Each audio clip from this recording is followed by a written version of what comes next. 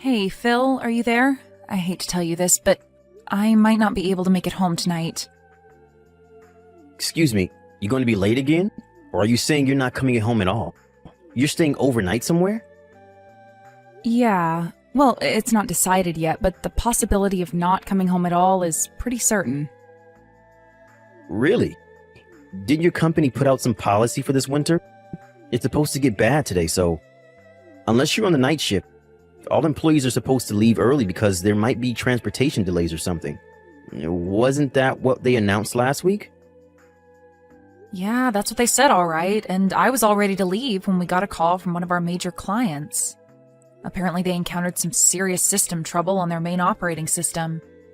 The weather is getting bad, but I can't just leave this and go home. We're talking about a major client, and we really have to handle it tonight. Yeah, I suppose it comes with the job, huh? Being a system engineer can get pretty hectic. They're always turning to you when there's even a tiny glitch. Anyway, this isn't the first time. Remember the one last year? How can I forget that? That was during the big hurricane, wasn't it? That was pretty bad. But this time at least I don't have to go on site. I can do this all remote, but the only problem is I have no idea when this can be solved. We tried several solutions, but it rejected them all. Really not sure what the problem is. Worst case scenario, it may take all night. If, by chance, we find a solution, I can get home, but if not, I may have to stay all night. I'm really sorry about this, Phil. I hope you understand. No problem. Just don't overdo it or anything. Rest when you can. Thanks. Oh, yeah. I hate to ask, but could you dump a cup of detergent in the washing machine and switch it on? It's ready to go. Huh? You want me to do the laundry? You know the dryer's on the blink. Can't hang it out to dry in this weather. Why bother? Yeah, but just having it washed and ready to dry will save me a lot of time later. I've got to do it any chance I get, or it will just pile up before you know it. Right. Okay, no problem. Oh, and could you throw in the kitchen towels and the apron in there too? I forgot to throw those in this morning. Do we even have an apron? I can't remember using it. Yeah, I bought it because I'm always on the run, as you know. Didn't want to dirty up my suit in the morning. It saved me the other morning, actually. Splashed egg all over it.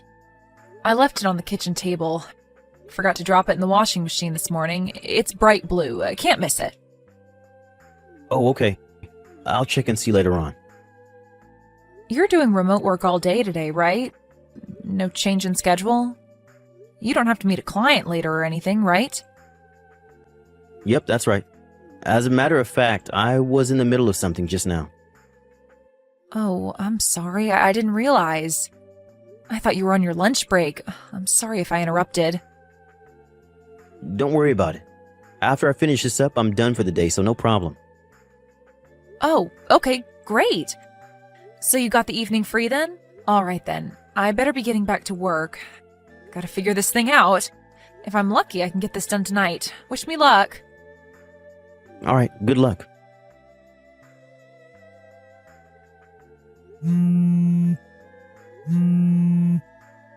Hey, Phil, are you there? Please reply if you're seeing this. I thought you were home. You said you weren't going anywhere. It's a snowstorm out here. Where the hell did you run off to, for God's sake? Did you look outside? Have you taken a look in front of the house? Can't you see the snow piled up on the front walkway? Apparently snow slid off the roof.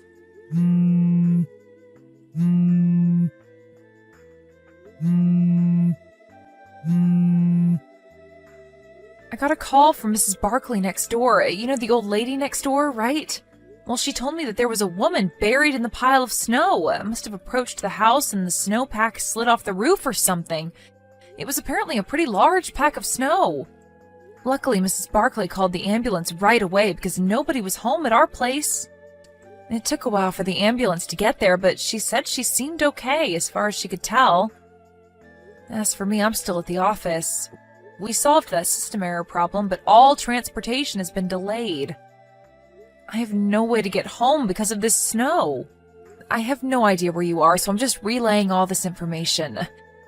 Just so you're aware, I can't believe you're not home, Phil. Where'd you go, for crying out loud? Contact me as soon as you see this message.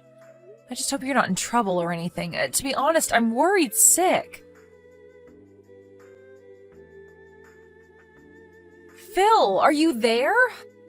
Where the hell are you? I can't seem to get a reply from you. Are you even seeing this? I'm not even sure if you got back home or not. I don't see an icon on screen indicating you're seeing this.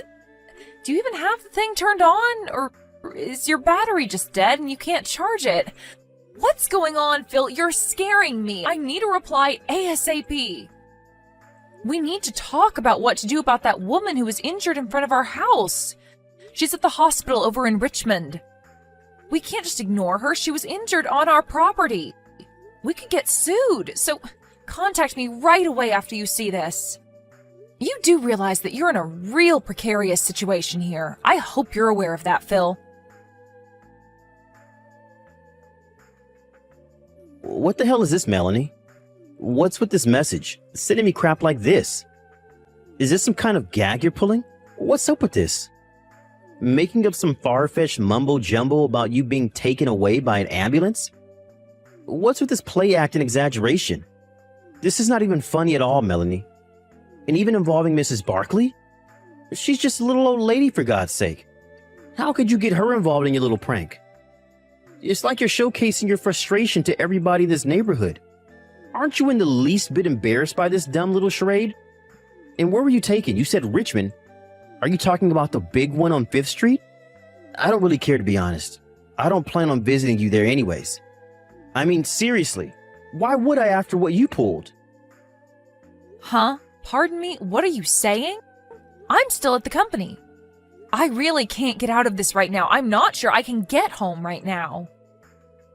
Hold on a second. Pardon me? And what the hell are you blabbering about? Phil, I'm really busy right now. I thought I explained it all to you. But you just messaged me about you getting buried in front of our house and that you were taken to the hospital. What was that all about then? Phil, are you even reading that message properly? Did you just glance at it? Sure sounds like it. Huh? Wait a second. You're telling me I read it all wrong? I'm pretty sure... Just read it over one more time, would you please? And this time, slowly, so that you understand the entire situation. What is this, Melanie? Some woman was hauled off to the hospital from our house? Are you serious? It says she got buried in snow in front of our house. Are you kidding me? What the hell happened? Come on, Phil. You did that, didn't you? Huh? Excuse me? What was that crap you said to me? You read that message from me all wrong. You thought it was me that got buried in snow, and you didn't give a hoot about me. You weren't even going to visit me at the hospital. Are you serious, Phil? Your outburst is all on record, so there's no use refuting any of it. You meant what you said. There is no denying the fact. Yeah, well, I just misinterpreted the message is all. I didn't mean it. I was upset. What can I say? Oh, really? Sure seemed like you meant it. Like I said, the line messages are left on record. There is no disavowing it now. I could even print it out if I wanted to. You want me to do that? Oh, yeah, and I just got a call from the hospital. They were finally able to identify that woman that was taken there. What? They said her name was Deborah Sinclair. Ring any bells? I wonder why she was at our home. Delivering something, perhaps? Or maybe visiting someone? Hold on a second. Did you just say Deborah Sinclair? I mean, just want to confirm, you know. That's right. Sure sounds like it rings a bell with you, Phil. On the other hand, I have no recollection of such a person. Who is this Deborah Sinclair? You know her, right? Who is she, Phil? I'm not sure. I thought it was you. Yeah, and? You thought it was me, so what? Forget what I said. It's nothing. It's kind of late to be saying any of that anyways. Pardon me? Phil, do you know how much time has passed since this Deborah was taken to the hospital? It was a pretty frantic situation that unfolded over there. All the neighbors were out, the ambulance blaring down the street. A couple of cop cars even showed up. In such a situation, don't you think they did a little background check regarding the whole thing? The cops aren't stupid, you know. What are you trying to say? Come right out and say it, Melanie. You got my undivided attention. Give it a go then. All right, if that's the way you want it, Phil. I know all about your little affair, Phil. That Deborah, she's your hot little babe, am I right? Wait, what? How do you... And you were seeing two separate girls. Really, Phil? I didn't realize you were such a low-life scumbag. Oh, wait a second. Why do you even know all this? Okay, you seem completely bewildered, so let me explain the whole thing to you, Phil. Once you found out I wasn't able to come home last night because of the system troubles we had at the client's place and the fact that the traffic was all disrupted due to the snow, you immediately contacted both Deborah and this other girl you're seeing.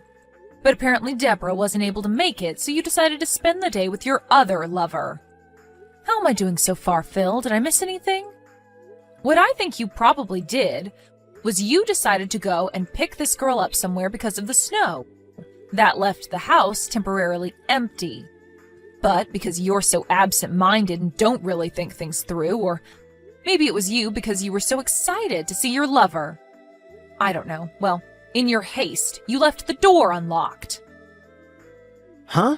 I'm pretty sure Then unexpectedly, Deborah decided to show up at the house. Was she there to surprise you? Or maybe she thought it over and decided she wanted to see her lover boy? Not sure. I guess when she arrived to find the front door open, she figured you were working inside and went in without calling out to you or bothering to knock. After all, you did tell her I wasn't coming home that night because of the snow. She went straight to the kitchen and put on my blue apron, the one I asked you to throw in the washing machine. Then she started cooking dinner for you, as if she were your wife. Wait, let me explain, Melanie. Then you came waltzing in with your other lover like nothing happened. You took one look in the kitchen and saw a woman standing there with a bright blue apron. You immediately thought it was me and thought your little love affair was exposed. In your panic-stricken way, you grabbed the woman, who you thought was me, from the kitchen and pushed her out the back kitchen door and onto the snow. You didn't even bother to check if the woman was me. Are you telling me that woman I tossed out was Debbie? Yep, that was Deborah. But you seem to prefer Debbie. You guys figured you couldn't very well have your fun and games with the wife at home, so you guys immediately left the house and locked the door on your way out. I have no idea where you guys went, but you were definitely with this other woman of yours, right? Well, we were... Hey, what happened to Debbie? I heard that when you tossed her out the door, she fell off the porch and broke her ankle. Apparently you told her, thinking it was me, of course, to stay in the snow to cool off or something to that effect. Debbie managed to make her way to the front door, but it was locked. When she tried to leave the house, she fell off the front porch and couldn't get up due to the severe pain in her ankle. It was really starting to snow about that time, and she gradually got covered in snow, and to make things worse, the snow piled on the roof slid off and buried her even further. She tried calling out, but snow really insulates sound. Did you know that? As you probably know, when it snows like that, there are hardly any people walking around in that kind of weather. It was just by chance that Mrs. Barkley was able to find her. It seems her dog ran off and she was out looking for him and found him snuffing around in the pile of snow in our front yard. I don't want to think about what would have happened to her if she hadn't found her. Immediately, she called the ambulance and was taken away to the hospital. A neighbor also called the police because nobody recognized the girl as anybody from the neighborhood. Oh, and how is she? I mean, is Debbie okay? I was told it wasn't anything serious, just a broken ankle. She's recovering just fine, apparently. Which hospital is she at? Where'd they take her? Why do you want to know? Are you intending to go visit her? Visit your lover? Huh? Well, I was just... To be honest, I'm not at all concerned about your lover. I don't even know her. But to give out information about where she is hospitalized to the very person responsible for putting her in the hospital to begin with, that makes zero sense. So I'm sorry, Phil, I have no intention of telling you anything. Rather than worrying about your sweetheart, maybe you should start worrying about yourself. Me? Why should I worry? As I mentioned earlier, a neighbor contacted the police, and the whole thing kind of got a little more complicated. What do you mean? How complicated? Did you really think the police would just let this go? Don't you think they would have investigated this? A woman was injured, you know? But the police. Why involve the police? They cleared me of any wrongdoing, but I don't know what the situation is right now. I think they're still continuing the investigation. Wait a second. What are you saying? That I may be in trouble? What's going to happen to me? What do they want from me? Don't ask me. How could you say that, Melanie? I'm your husband. How could you be so cold and unconcerned? This could be serious, you know? You're being way too unsympathetic, Melanie. Where's your compassion? Am I hearing you right, Phil? You're asking me to give you compassion? Seriously? The guy who has 2 lovers? The guy who's been cheating on me for God knows how long? Yeah, well, it doesn't change the fact that you're my wife and you have a responsibility, a duty to your husband. Sorry, Phil, that's not going to cut it. Just so you're aware, I'm already talking to my lawyer about a divorce, so... Huh? Wait, a divorce? You want to get divorced? And why talk to a lawyer? You're really blowing this thing way out of proportion, Melanie. You don't seem to get the point, Phil. Like I said, you're the one with 2 lovers. You're the one that's been 2-timing me. I don't want to hear any crap from a jerk who's been screwing around behind my back. You got that, buddy? Yeah, well, it was just a fling. You're my main, my true love, Melanie. You know, I was just stressed out with work and all. Pardon me, I'm your main, huh? Well, that makes me feel so special, thanks. Yeah, what I mean is, I picked you as my wife. You were the best of... Best of the lot? Like selecting a used car or something? When are you going to get tired of that and get a new one? And by selecting, are you saying you were already going out with the other 2 girls even before we were married? Maybe there was more than 2. No, of course not. Sure sounds like it, Phil. You picked me out of the 3? I wonder why. Is it because I make more than them? No, what I'm saying is... I think I'm officially getting pissed off. Before I really go over the edge, maybe it would be better if we continued further discussions regarding this issue through our lawyers. Like I said, this whole thing about lawyers is going way too far. Let's just talk face to face. I'm sure we can work it out between us. This coming from the guy that's been screwing around behind my back? My pissed off meter just went up a notch. I wouldn't push it any further, mister. But I was just trying to... Please don't try anymore. You'll really regret it, Phil. I would advise against it. Huh? Okay, Phil, that's all I've got to say. Goodbye. Have a good life, Phil. I really was about to explode during that line exchange. Glad I cut it off in time. I talked to my lawyer after that and started the process of getting all the papers ready for the divorce. I'm so glad the lawyer will take care of the rest and not have to see Phil any more than I have to. I'm scared I may even give him a fat lip. About a week or so later, my lawyer was able to collect all of the evidence of his infidelity and came up with the amount we would be demanding from him. I was surprised that he got it all done in such a short period of time.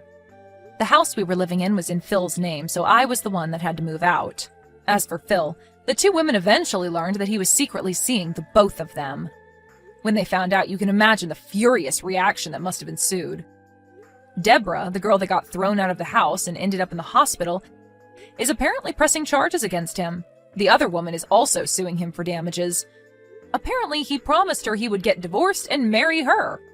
Phil kept calling me and sending long, desperate messages online, so I finally changed my phone number and line address.